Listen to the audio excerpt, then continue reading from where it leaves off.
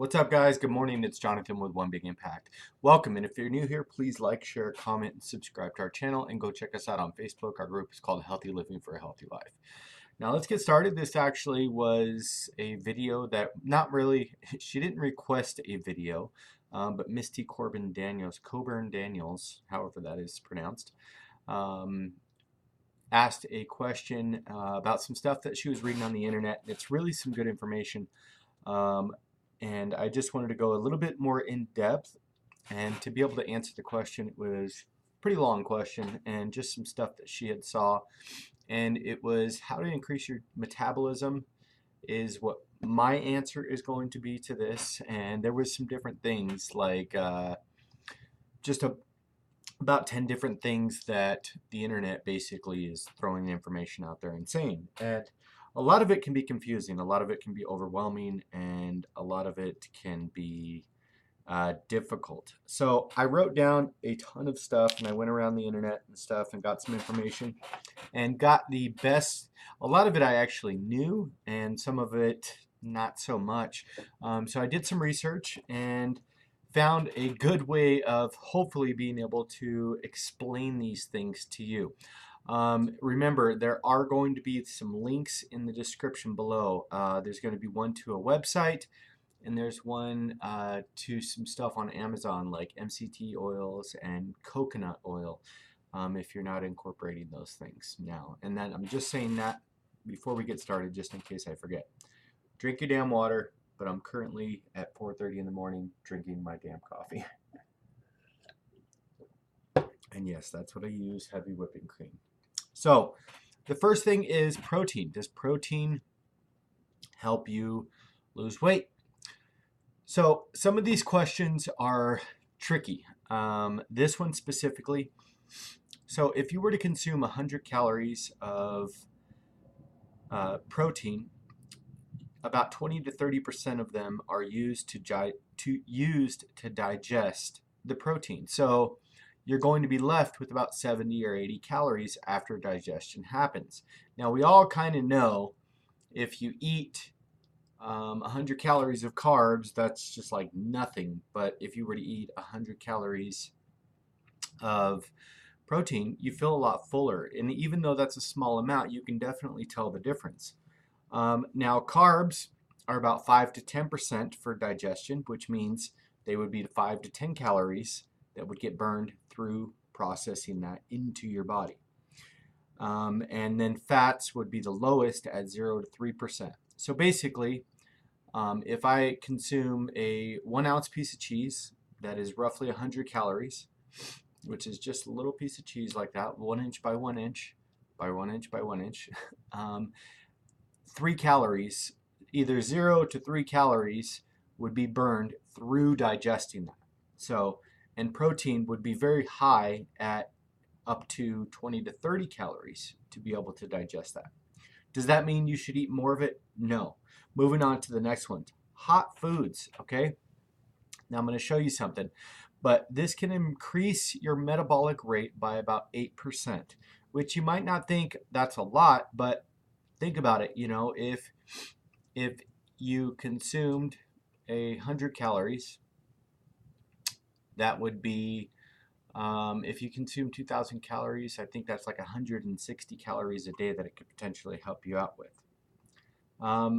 How they work is in a few different ways. If you've ever consumed really hot foods or even remotely spicy foods, it's pretty obvious that afterwards your body's like, whoa, you know, and you're just like, you're on edge and stuff like that. Now, remember, with any of these things, the more you do them, if you're trying to overdo anything, if you're eating spicy foods all the time and stuff like that, you're going to lower the effects because your body's just going to become used to it.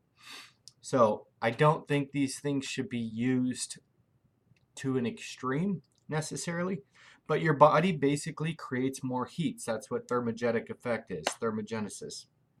On an average, if you consume, you know, maybe some peppers and stuff there like that throughout the day, capsaicin, which is the hot ingredient and stuff like this is going to be actual death in a bottle. These are Caribbean habanero pepper pods. They have 475,000 Scovilles, and they're 2.5 times hotter than orange habaneros. These will make you vomit. Trust me, I've done it. But something else to show you, and and remember, these are very small, minute things that you can do. This is actually, I'm not going to show you the bottle, but this is a fat burner. And you're probably like, whoa, John, are you trying to sell me something? Absolutely not. I take this on occasion, and and you've probably seen them all over the place. And it's not that I take them to be able to think that it's going to burn fat. I do it because I really don't enjoy spicy foods. And funny enough, if you look at one of the ingredients on there, I'm not going to try to show you because the focus will get all crazy. But one of the ingredients is cayenne pepper as capsaicin. So this is going to be basically the same as eating something like this. Now, obviously, the natural way would probably be a lot better, but just so you know, those quote fat burners and stuff like that really are basically the same thing. They're just adding something that you don't have to get the flavor in, as well as a couple other ingredients that I'll talk about in the rest of this video. I am not going to be linking up that item or any other fat burner item, so please know that. Water. Water is a good question, and I'm always like, drink your damn water, right? I say drink your damn water for one main reason. The main reason that I say drink your damn water is because when I was married, I never drank water. I revolted against water. I was a soda junkie. Soda monster. I'd drink 5 monsters a day, the green ones. Yeah, it was bad. But a few things happen when you drink water. First of all, the the chemical that tells your brain, and I believe it's leptin or ghrelin, it's one of those chemicals, that is, or one of those signals that is released from your stomach and goes to your brain and says, hey, we're full. A lot of the times people are confusing hunger with thirst. Now, I'm not saying you're thirsty every time you're hungry, but a lot of the times it can help curb your appetite just a little bit longer to be able to kind of stave off hunger a little bit more. So it's really important. If you're hungry all of a sudden, drink a bottle of water, drink a glass of water or something like that, and wait 5 minutes, because you might be surprised. A lot of the times you can, go an extra hour or something like that. Am I saying replace meals with water? Absolutely not. You need to make sure you are. But sometimes when you're craving something or something like that, your brain doesn't say, I'm craving water, I'm craving sweets, I'm craving protein. It just says, put something in me, I need something. So it's hard to understand exactly what it's saying. So sometimes, it's like a baby crying. That baby's crying, you don't really know if that baby needs love or if that baby needs water, if the baby's got gas, if the baby's constipated, if the baby's pissed off. So what do? You start going through all the processes. So this would be, your baby crying. Your stomach is your baby crying. So start with water and then go from there. It can also help flush out urine and feces. A lot of the times if you're dehydrated, and on the opposite end of that, if you are dehydrated and you have a problem with this, and you're working hard and you're not getting enough water and stuff like that, this can really help flush out all those bad toxins that are kind of binding into the walls of your existence. Cold water. Now, they say cold water is hard on your, I forget the name of it. It's something in your body. But anyway. But technically speaking, your body, when you drink cold water or cool water, I'm not saying drink frozen water or something like that, but when you drink cold water, your body needs to heat itself up in order to burn those, in order to process that water. So you get a little bit of a thermogenic effect because your body naturally heats up to cool that, to warm that body, to warm the water up to the temperature of your body. For instance, if your body's 98.6 degrees, your water may be 60 degrees, so you get a little bit of an effect, and it adds up throughout the day. Now, HIIT training. high intensity interval training. And these are things that I 100% recommend. I've recommended everything here. I'm not really big on hot foods. That's why I take a capsaicin pill. Um, and I don't think of them as fat burners. I just think of it like as a capsaicin pill to give me the thermogenic effect. That's actually why I'm currently wearing a hoodie. And it's not cold or anything like that, but I've turned off my air and stuff like that just to kind of give myself the ability to heat up my body a little bit to burn calories. So high intensity interval training can be, it's like really flooded in the market right now. And I would suggest it depending on your personal aerobic exercise ability. Now you have to remember you're going to have to go to your absolute almost max for a couple minutes, and then you drop down to a resting heart rate, and then absolute max, and then drop down. And it's really important that you do this in the proper way. So HIIT training is basically how I would say you could set it up is 2 minutes really high intensity, and then 3 minutes low, and then do that times 5 sets, which would be like 25 minutes. Like basically running as fast as you can for 2 minutes on the treadmill, and then bring it back down. But I will be honest, 2 minutes might be a little bit high if you're just getting started out. I've done it as low as, depending on the exercise, like on spin bikes, I've done it as low as balls out crazy for 15 seconds and then low for 45. So it really depends on how intense the exercise is, because you're not going to be able to keep up absolute crazy 2-minute running if you're just getting started out, because it's a really high thing. But you could also do 1 minute high, 1 minute low, or 30 seconds high, 30 seconds low. But you want to make sure it's extended amounts of time. You don't want to just do it a couple times and then stop, because you're not going to really get an effect. Now, why that works is it deprives muscles of oxygen much more quickly than regular steady state cardio, forcing your body to burn more fuel during muscle repair process long after your workout is over. And I would say roughly 24 hours. It's not really an exact science. Obviously, it depends on exactly what the workout was. But I would recommend not doing it daily. Don't do it daily, because it can be very taxing on your joints, your body, or your cardiovascular system. And if it's going for 24 hours and you did it yesterday, why would you do it today? Because you're still getting the effects of it. But probably you go ahead and you do your regular cardio or your regular exercise. And the reason it is specifically so popular is because of the afterburn effect, because you're going to continue to burn calories in the future, which is different than steady state cardio. And a lot of people do it because it's a lot quicker. You can burn just as much calories, if not more, than if you were going to do like an hour of cardio versus a half hour of cardio. And that's mainly due to the fact that you're continuing to burn calories into the future. Back to the future.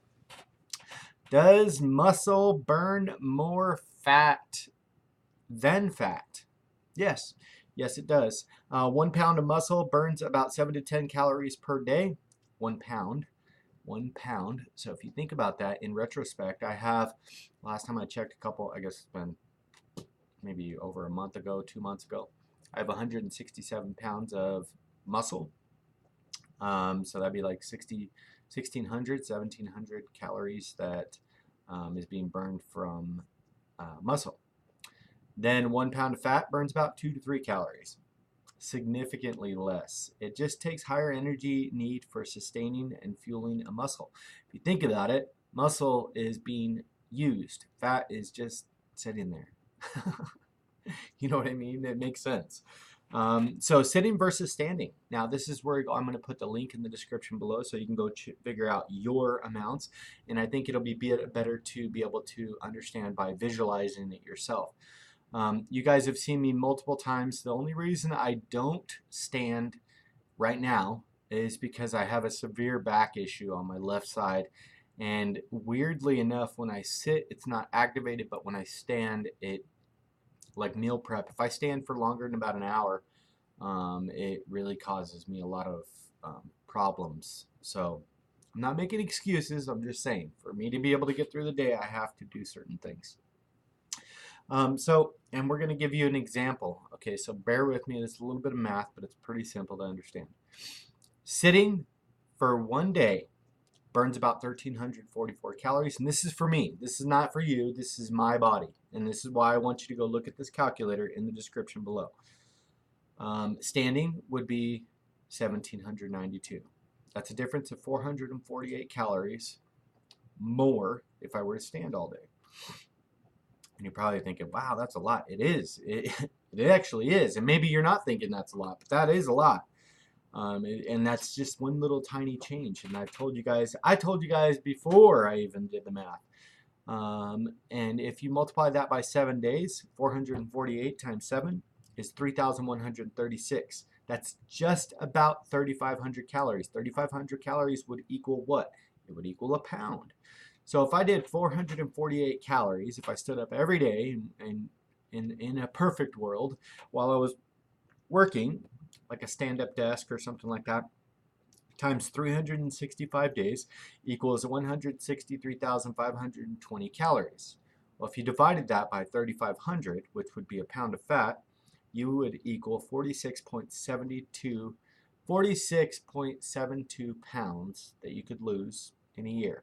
Obviously, that's in a perfect world, if everything was perfect, of course. But think about it. Even if you lost 10 pounds because you stood up, that's pretty awesome. So definitely stand up every chance you get. Stand up, move around, do squats, something like that. And I would say if you can't stand up every hour, stand up and do 25 or 50 squats, because that's probably going to be the same effect as you standing up for the whole entire hour. So kind of nice. And you can just bang those out in like 2 seconds. Okay, so coconut oil and weight loss. I actually did learn a little bit while I was researching this one, I'll be completely honest. And that's what this journey is about. I don't ever try to be a know-it-all. You guys are on the same exact damn journey I am. Like I'm never above you. We're on this journey together. This is us, traveling on this journey together. And I appreciate questions like this because it gives me the ability to go and further my knowledge as well. So coconut oil and weight loss, which is the first thing that I figured out was really cool. It can help with increased ketone production, which is nice because that's what you want to produce when you piss on these little sticks. If you're shooting for ketosis or something like that, that can be really nice. They are not stored in the body as efficiently, meaning medium chain triglycerides. I probably should have said that. MTCs or MCT, sorry. MCTs, and you're probably thinking MCT oil. Yes, MCT oil is just a more refined coconut oil. It gets all the crap out of it, just so you know. I don't know if I mentioned that before, but it is. That's like bulletproof coffee and stuff like that. And I'm going to link up some MCT oil as well as coconut oil because it's probably something that you could have on hand. And I've been for it and against it over time, and it just depends on how you use it. I don't want you to be replacing tons of meals with it. I don't want you to drink it 5 times a day or something like that or anything like that. But I think in the morning it would be good to kind of get you going with your morning coffee. In addition to that, like I was saying, medium chain triglycerides rather than long chain triglycerides are not stored in the body as efficiently. It also has a thermogenic effect over other fats by 5%, or roughly 120 calories per day. So again, there's that thermogenesis, the capsaicin, things like that. So keep thinking about that. A calorie from coconut oil is not the same as olive oil. So because it activates your body and it takes a little bit more to be able to process it through thermogenesis, you're actually going to burn a little bit more of a calorie from coconut oil as opposed to regular oil. Now, let me make a little side note, and this is not written down or anything like that, but I want you to be very careful about oils. Okay, a lot of you guys may have heard that and go out there and start buying coconut oil and going crazy with it or whatever. Oil, okay, in general, olive oil, avocado oil, coconut oil, anything like that is very high in calories. Now, I don't want you to go crazy and start counting calories, but you need to be aware. I think coconut oil, pretty much any oil, is 100 calories or more. And olive oil, I think, is like 140 or something like that. 140 calories per tablespoon. So be really careful, okay? Because if you just dump, and that's where portion control comes in. If you just dump that in a pan, you could get 3 or 4 or 5, 6, 800 calories like nothing. Like I literally, this is how I used to cook. I used to get olive oil and just never measured anything. And you never really think about it. You know, that could be an extra 1,000 calories that you're consuming without even freaking knowing it. It's just like that easy. So please, please, please, please always measure it and make sure you are using proper portions in consideration with whatever you're eating. You know, coffee. Coffee regulates digestion. It makes you go poo in the morning. That's the number one reason that most of us drink it, and obviously to wake up. But in addition to that, it helps you feel full. It may be lower calorie. It is, but this is how I wrote it. May be lower calorie in than like carb-filled breakfasts. That's a word.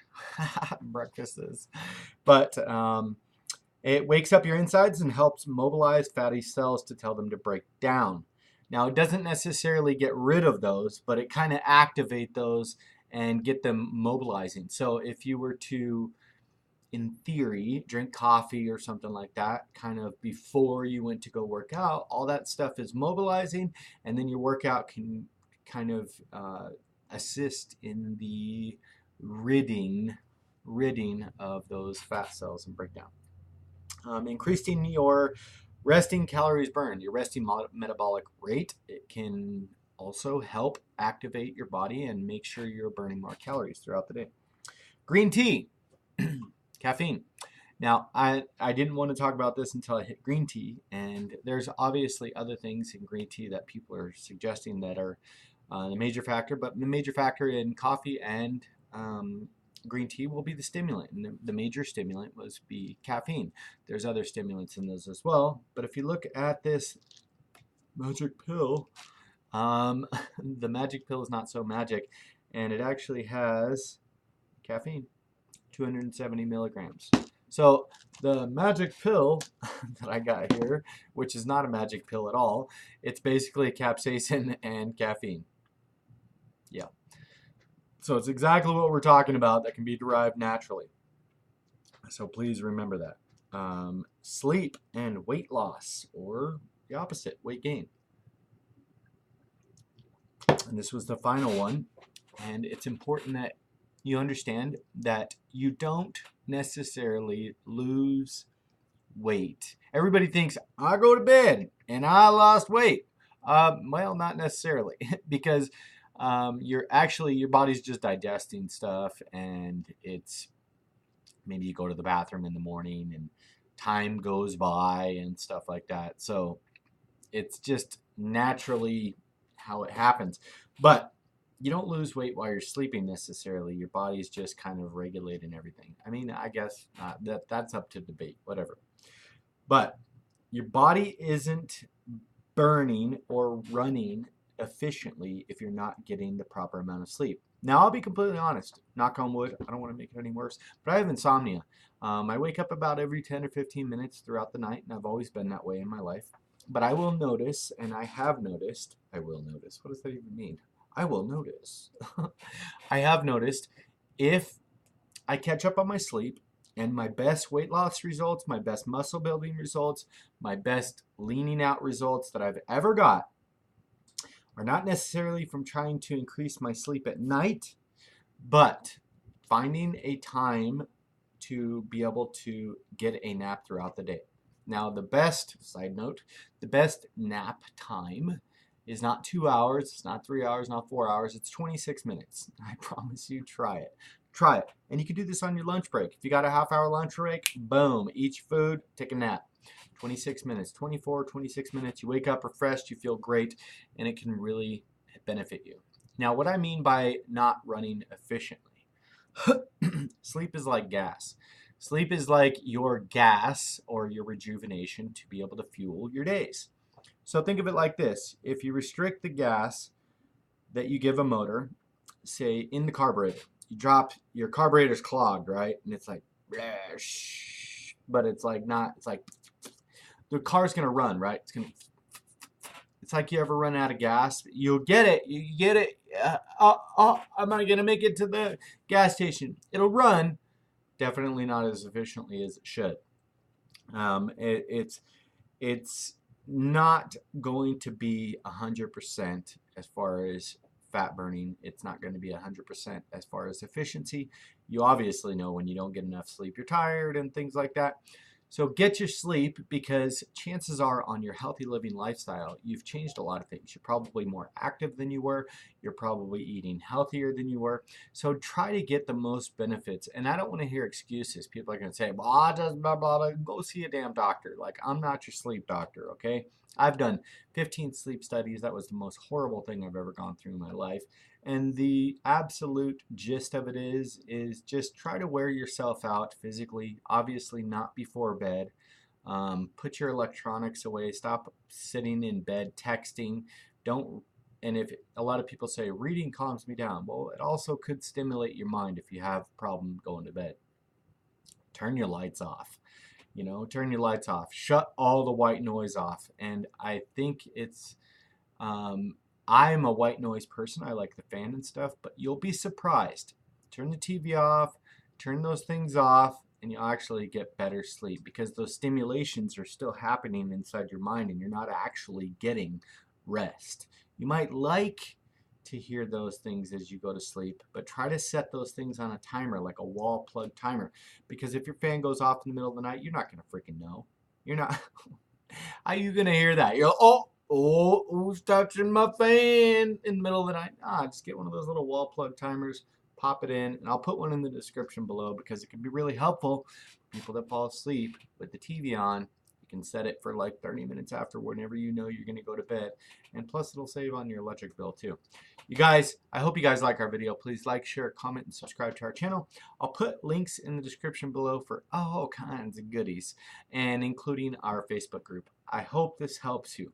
If it did, please share the love and share the videos. Have a good day, guys. Peace.